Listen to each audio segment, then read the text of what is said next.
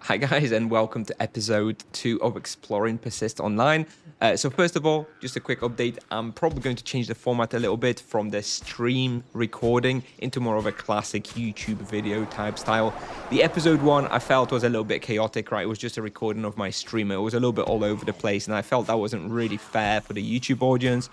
So I'm going to be doing a couple more at least, sort of targeted Persist online YouTube videos just to showcase a little bit of my playstyle in Persist. And in this episode, I decided that we will take a look at the skill trees and how Persist Online encourages build diversity via like some constraints in the skill trees. Anyway, I decided that the character we played in episode 1, Dong, will actually transition into a different character. We were using like revolvers, I think. But we're actually going to transition into a melee, HP stacking, and regeneration tank. So it's going to be like a tanky, beefy dude with a big-ass sword. And I think this kind of build will be super useful for group PvE content. If you've ever played World of Warcraft and did like dungeons and raiding, this would be like the best tank type of character. And anyway, we'll talk a little bit about that build slightly a bit more in detail in just a minute. But just to give you a small idea about the builds that will definitely exist and persist, that I can tell already based on the skill trees that exist. We'll obviously have a tank type character with like high HP and like damage reduction ability. We'll definitely have like a pure glass cannon DPS characters who don't care about anything but just increasing the damage output. And then of course we'll have like some sort of supports and debuffers, focusing either on making themselves or the party stronger or by debuffing the enemies. I don't think we'll have like a traditional healer type character, as that doesn't really work in Persist. It's going to be more about buffing and debuffing. I do think that the support character will have like one or two abilities maybe that will help a bit with like the party regeneration, but they're not going to be like strictly healers. And all this that I'm talking about now is PvE only, so player versus environment. Outside of that, there will also be definitely very specific 1v1, 2v2, 3v3 PvP type builds that will have a combination of all of these abilities to hopefully climb up some sort of PvP ladder. I hope the devs add into the game, but we'll see. Anyways, that's the intro of the video. Let's dive into the game and take a look at the skill trees and see what I'm cooking up for my melee HP tank. Okay, so first, just a quick intro to the skill tree. So there is 25 skill trees in the game. There is one for each of the ranged weapons, one for each of the melee weapons. Then I think there's 10 different professions that you can do, each of which has their own special trees and abilities. Then you have 2 for your armor. There are 2 armor choices, one flexible, one sturdy. One is more of like an armor type damage reduction. The other one focuses on evasion and just evading attacks rather than reducing the damage. And then you have one for endurance and first aid, one which is like healing. The other one is for like stamina, stuff like that. So you have 25 skill trees. Each of those goes up to level 50 maximum. So maximum skill tree is level 50, which means you get 50 points to invest in that skill tree. However, you will not be able to level up all skill trees to 50. There is a mechanic in the game that limits how many trees you can progress through. I'm not going to go into detail on that because it's changing all the time. But the idea is that, you'll have to decide which trees you're going to go into. So, that at the very end game, you'll maybe have like 3 or 4 skill trees at like maxed out level 50 out of 50. And then maybe you'll have like another 3 trees at like level 30 out of 50. And then all the other trees, you'll only have like the base first 10 levels with like some basic abilities. So that's how build diversity will be encouraged, that you'll have to pick and choose the trees that will work well for your particular build. So, for my melee tank, I decided to go with swords for one very, very simple reason. It has an ability called Savage Sweeps, which you can see that this very last line here says, heal 10% missing HP per target hit and damaged, which you can further extend with a specialization at the end, which heals additional 10% missing HP per target hit and damaged. So you're basically healing 20% missing HP per target hit, and you can easily hit like 3-4 targets. And then when you get the cooldown down of this ability, 25 seconds, you basically just get like a giga heal every 25 seconds, which is amazing for like a tank that is going to be stacking HP. Maybe in the end game I'll have like 10,000 HP. So I drop down to like half health and I'll heal like 3,000-4,000 with a single ability. I know this probably doesn't mean much to you guys, but it's crazy. It's an amazing heal. So that's why we're going for swords as our primary melee weapon. In addition to this, every skill tree has an ultimate ability that you unlock at skill level 46. And this one for swords is also pretty cool.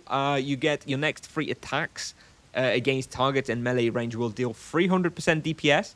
They'll hit up twice of your weapon's targets. So normally a sword will hit 3 or 4 targets. So this then goes up to 6 or 8. So you can really just destroy some sort of big pack.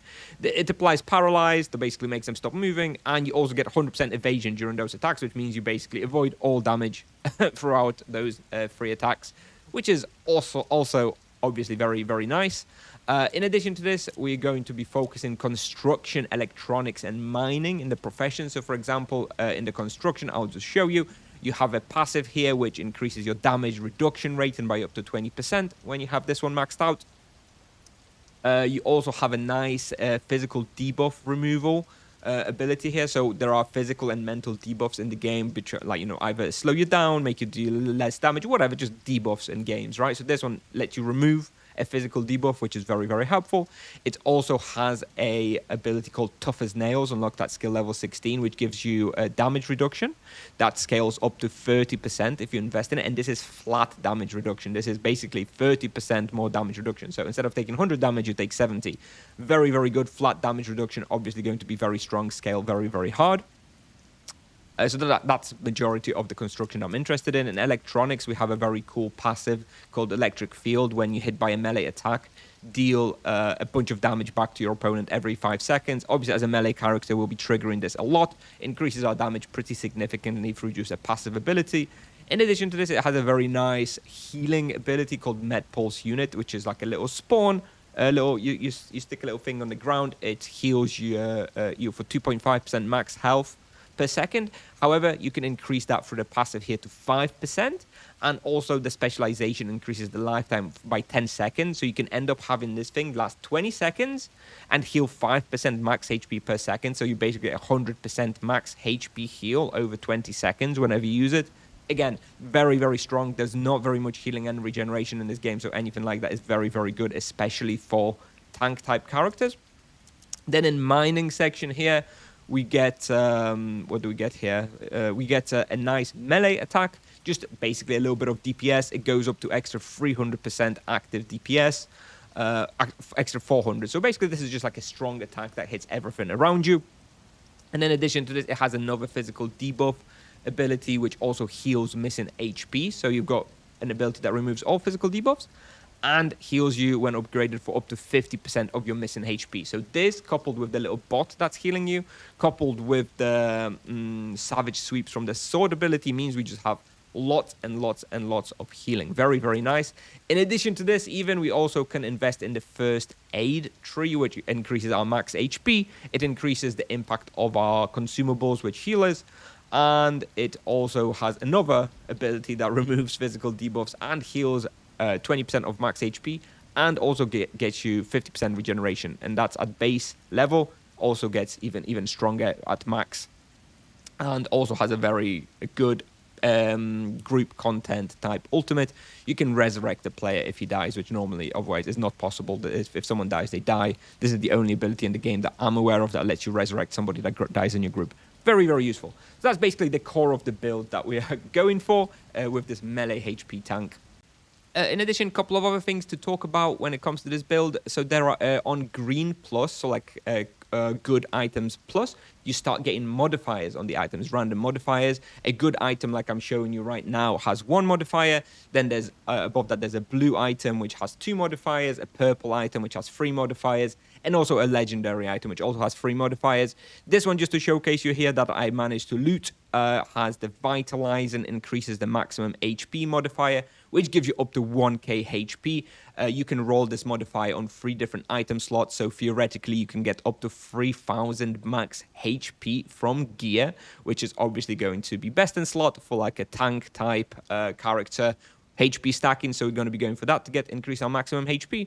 In addition to this, here on the left you can see our perks. So this is you get some perk points. I don't know how many you actually get. You get one at level 10, 15 and 20. That's what I've seen, but I've only gotten up to level 20, so it sounds like maybe you get one like every 5 levels. So maybe at the end of the game you'll have like 10 to 15 perk points, not sure. Anyway, you obviously have like a max HP. Oh, the tooltip is a bit broken, so ignore that. You have like max HP perks that you can invest in. You have some stamina recovery, which will also be very nice. Not sure what else we're going to go for in this tank build. Definitely the max HP, maybe the max stamina. Reload speed won't be very useful for a melee character. Crit chance, probably pretty good. But yeah, anyway, we'll maximize our HP this way as well. Anyway, that's basically all I wanted to talk about in this video. Show you some skill trees, talk about a little bit about build diversity, even mention a little bit about modifiers on the items. Now, basically, the objective for me is to level up my sword skill because I have 0 sword skills. So I'm going to be very, very weak. So I'm going to have to level it up so that I can wield some better, higher level swords so I can actually have some DPS so I can do some of the content at level 10. So I'm going to be doing that now. I'll probably play you a few minutes of this gameplay. You can watch if you'd like. I'm not going to be talking anymore, but yeah, anyway, thanks very much for watching. See you in the next episode where we will be covering the safe house and crafting in the safe house, as well as professions, a little bit more look into professions and resource gathering. So that's what's planned for episode number 3. Yeah, stay tuned for more. Thanks for watching, and yeah, I'll see you next one. Bye-bye.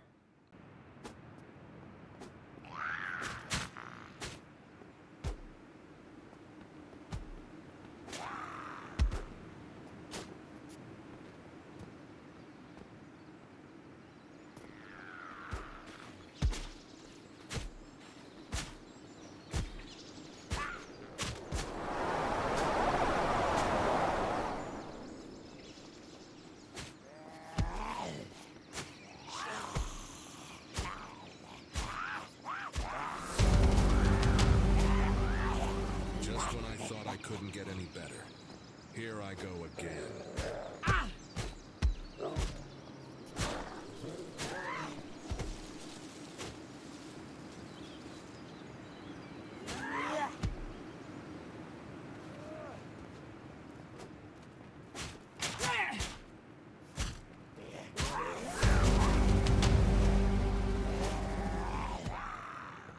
So that's how it works. Prove really useful down the road.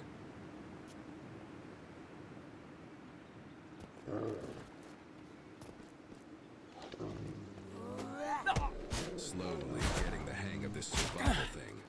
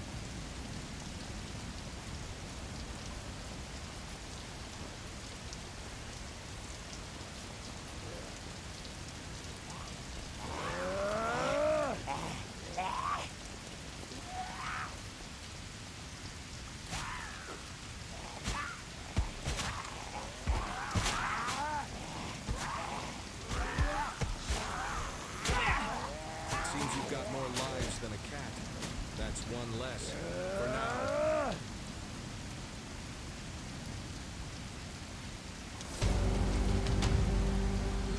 Sweet smell of success. It smells like power.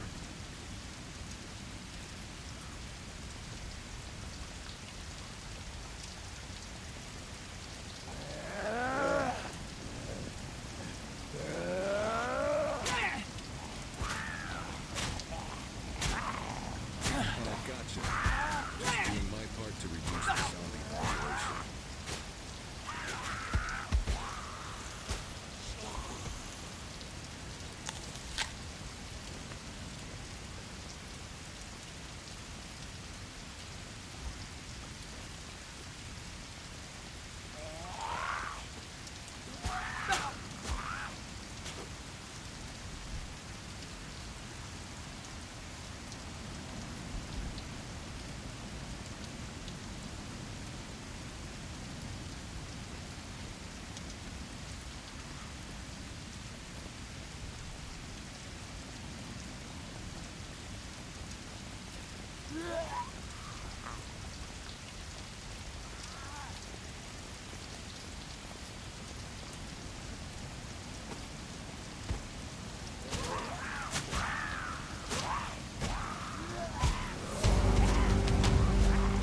That's one more hurdle behind me. Bring on the next challenge.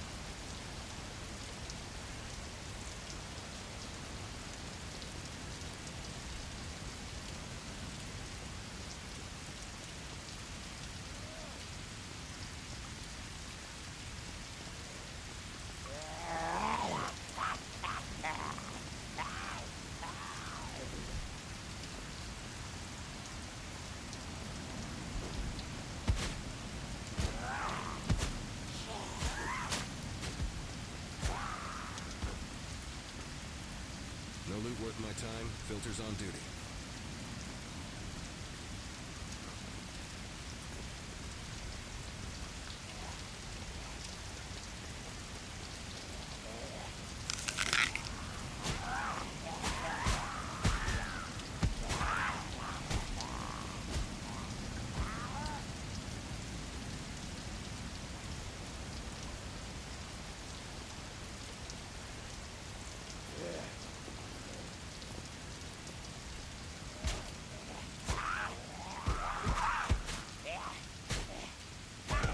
Is your middle name Resilience or something? You just won't stay down.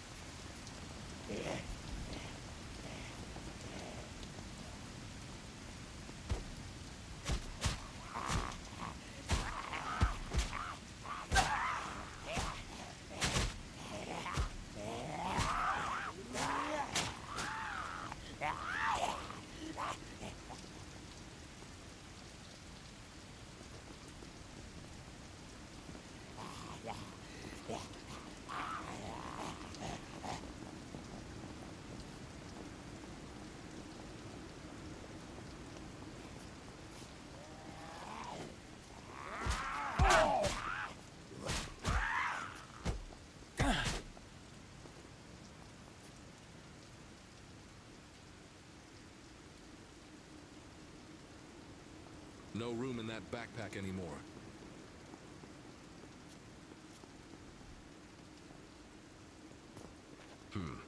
The Junction Stronghold. It's clean. It's safe. I could be at far worse places these days.